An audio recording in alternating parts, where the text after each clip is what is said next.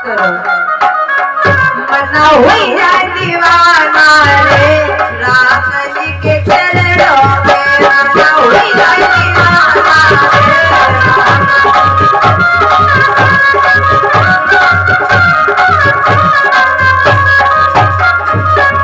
मना हुई जाए दीवाना रे राम जी के चरणों में। और जयकारा बोलने से भैया इधर आसपास जो पाप होता है दादा सब दूर चला जाएगा। चांद पर चौराहा पड़ता है आपका है उसके बाहर तो निकाले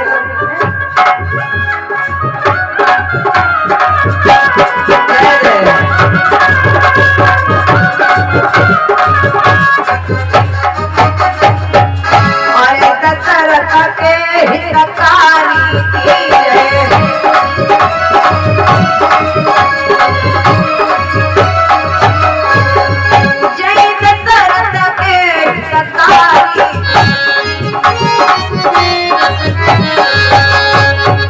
जय दशरथ के हितकारी की जय कौशल्या के प्यारे की।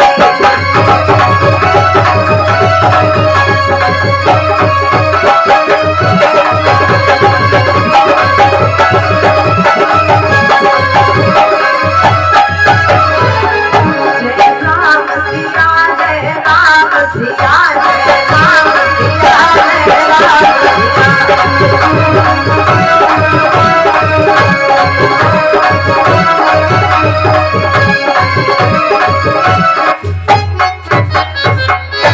बोली वृंदावन बिहारी लाल की सच्चे दरबार की।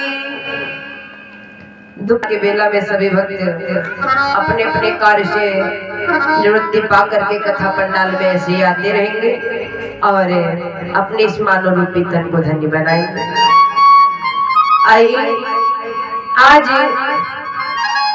श्री सुखदेव जी अपने आसन को लगाए हुए बैठे हैं और परीक्षित को कुश की चटैया पर बिठाया है, क्योंकि उसकी चटैया जब तक नीचे डाल करके आसन लगा करके परीक्षित नहीं बैठते हैं तब तक उनकी कथा सुनने और ना सुनने के बराबर बताया गया है।